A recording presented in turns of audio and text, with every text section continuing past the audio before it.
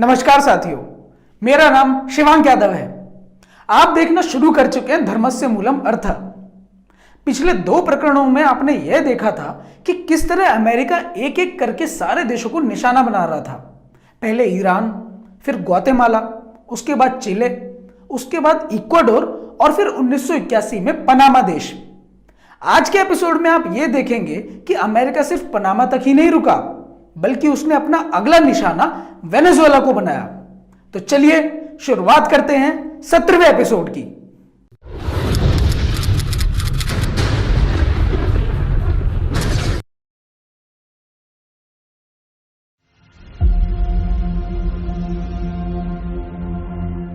दक्षिण अमेरिकी द्वीप के उत्तर में स्थित वेनेजुएला एक छोटा सा देश है।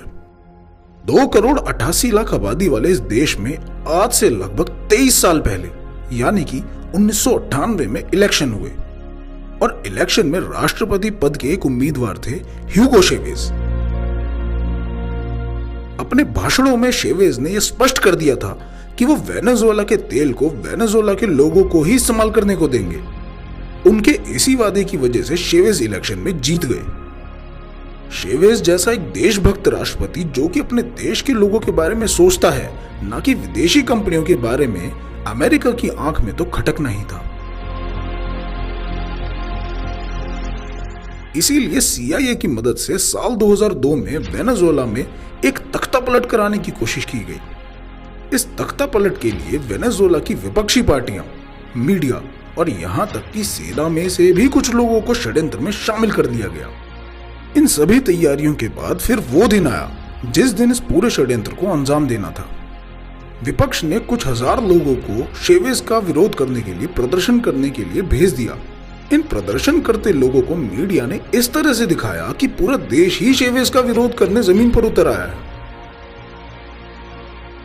तुरंत ही मौका पाते सेना के कुछ भ्रष्ट अधिकारियों ने चेवेज को बंदी बना लिया। चेवेज के बंदी बनते ही अमेरिका के पक्षधर नेता सत्ता में बैठ गए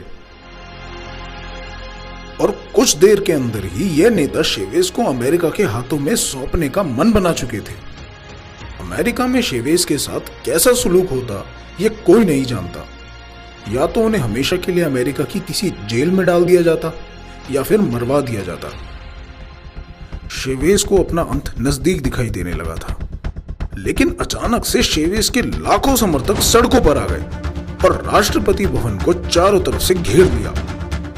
ये पैसे द्वारा या फिर कार्यकर्ताओं की भीड़ नहीं थी, बल्कि ये वो आम जनता थी जो चेवेज को अपना नेता मानती थी।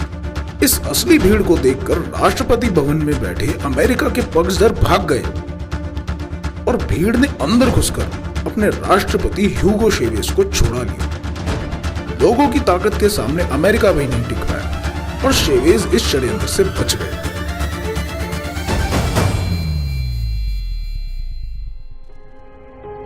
- 2013 में चेवेज का देहांत हुआ और इस मौके का फायदा उठाते हुए बैंकर्स ने वेनेजुएला पर एक बार फिर आर्थिक प्रहार किया और उसकी करेंसी को बिल्कुल वैसे ही बर्बाद कर दिया जैसे 1923 में जर्मनी की करेंसी को किया था। यह घटना लैटिन अमेरिकी देश वेनेजुएला में घटी थी, लेकिन दक्षिण अमेरिका से लगभग 11,500 किलोमीटर दूर पूर्व में इराक के अंदर भी खलबली मची हुई थी।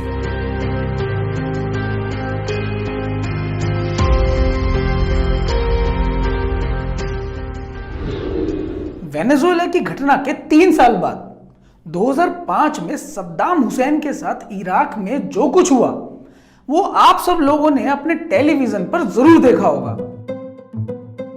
जो भी सद्दाम हुसैन को फांसी लगते हुए देख रहा था वो यही सोच रहा था कि वाह, अमेरिका कितना अच्छा और शांति प्रिय देश है और इस बुरे तानाशाह को फांसी देकर दुनिया को और शांतिपूर्ण बना रहा है। भले ही सद्दाम ने भारतीयों के साथ कुछ गलत नहीं किया था, लेकिन मीडिया की वजह से हर भारतीय सद्दाम को अपना दुश्मन मान रहा था।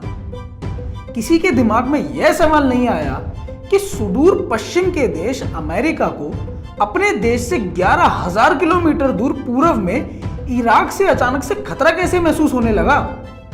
और मीडिया अगर अमेरिका को हीरो की तरह दिखा रही है और इराक देश को विलन की तरह, तो अमेरिका के लिए ताली बजाने की जगह यह सोच लिया जाए कि आखिर यह सब हो क्यों रहा है।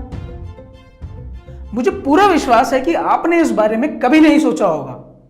इसलिए अब हमें आपको इराक और सद्दाम हुसैन की पूरी सच्चाई बतानी ही पड़ेगी। इसके लिए हमें जाना पड़ेगा साल 1979 में।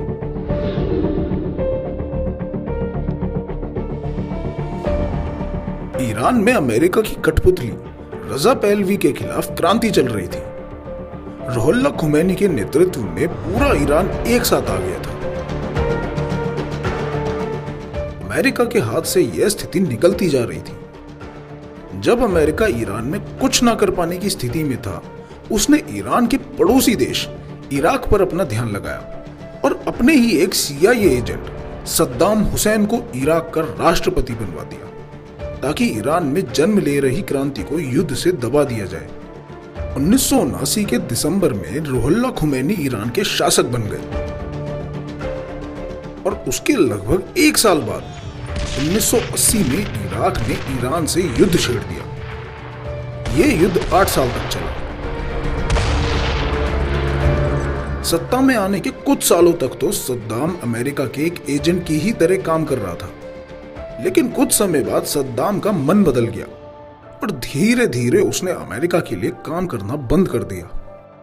बस तब से ही अचानक से सद्दाम तानाशाह हो गया और अचानक से ही अमेरिका को उससे खतरा महसूस होने लगा। पूरे दुनिया की मीडिया में सद्दाम को सन की तानाशाह की तरह दिखाना शुरू कर दिया गया और ऐसा माहौल बनाना शुरू कर दिया जिससे सद्दाम सबको अपना दुश्मन दिखाई देने लगे। कहावत है कि अगर कुत्ते को मारना हो तो पहले उसे पागल घोषित करना पड़ता है। सद्दाम के साथ भी यही किया गया। पहले तो इकोनॉमिक हिटमैन ने उसे घूस देनी चाहिए, पर वो नहीं माना। फिर मारने के लिए कुछ लोग भेजे गए, लेकिन उसकी सुरक्षा मजबूत थी तो बच गया। तख्ता पलट करवाना चाहा, लेकिन इराक के लोग और सेना दोनों उसके साथ थे। फिर अंत में खुद अमेरिका ही 1990 में सीधा युद्ध करने आ गया, लेकिन इराक से जीत नहीं पाया। इधर सद्दाम इराक के हक में फैसले ले रहा था। उसने अंतरराष्ट्रीय स्तर पर डॉलर मुक्त व्यापार के लिए इराक का तेल दूसरी मुद्राओं में देने की घोषणा कर दी। इस कदम से अमेरिका पूरी तरीके से बर्बाद हो सकता था। फिर से अमेरिका ने इराक को बदनाम करना शुरू किया और यह प्रचार करना शुरू कर दिया कि इराक के पास रासायनिक हथियार है और वो अमेरिका के लिए खतरा है। ये कह के साल 2003 में दोबारा युद्ध छेड़ा गया और अब की बार अमेरिका जीत गया। यह युद्ध जीतने के बाद दिसंबर 2003 में सद्दाम को पकड़ लिया गया। अगले 3 साल तक सद्दाम पर मुकदमा चलाया गया और फिर 2006 में सद्दाम को फांसी दे दी गई। जानबूझकर इराक में अशांति बनाकर रखने के लिए ब्रिटिश सेना की एक टुकड़ी लगातार इराक की राजधानी बगदाद में अपना आर्मी बेस बनाकर रुकी हुई थी।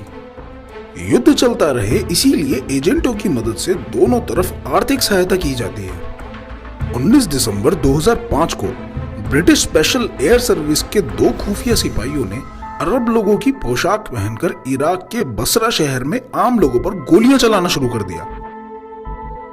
पुलिस ने दोनों सिपाहियों को पकड़ लिया और बसरा शहर की जेल में ले गई। बगदाद में ब्रिटिश आर्मी बेस तक जब ये खबर पहुंची तो वहां से तुरंत 10 से ज्यादा टैंक और हेलीकॉप्टर बसरा शहर की तरफ रवाना कर दिए गए।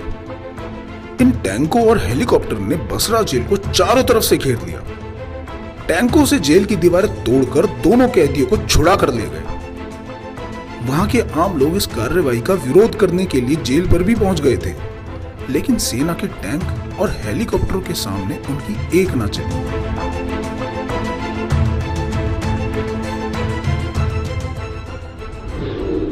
तो देखा आपने, जब किसी देश का कोई नेता इन लोगों के विरुद्ध जाकर अपने देश के भले के लिए कुछ करना चाहता है तो सबसे पहले तो ये लोग उसे रिश्वत देने की कोशिश करते हैं। अगर वो नहीं बिकता तो उसे मौत का डर दिखाया जाता है। अगर वो नहीं डरता तो फिर उस देश में तख्ता पलट कराने की कोशिश की जाती है। अगर उसमें भी कामयाब नहीं होते तो फिर उस देश को किसी दूसरे देश के साथ युद्ध में उतार दिया जाता है, जैसा कि इराक के साथ हुआ। इस विषय को अगर आप और गहराई से समझना चाहते हैं तो आपको बैंकों का मायाजाल किताब पढ़नी चाहिए। बैंकों का मायाजाल पढ़ने के लिए आप bankjaal.com पर जा सकते हैं और उस किताब को पढ़ सकते हैं। साथियों, आज के एपिसोड में बस इतना ही। मिलते हैं अगले एपिसोड में। तब तक के लिए नमस्कार। जय हिंद।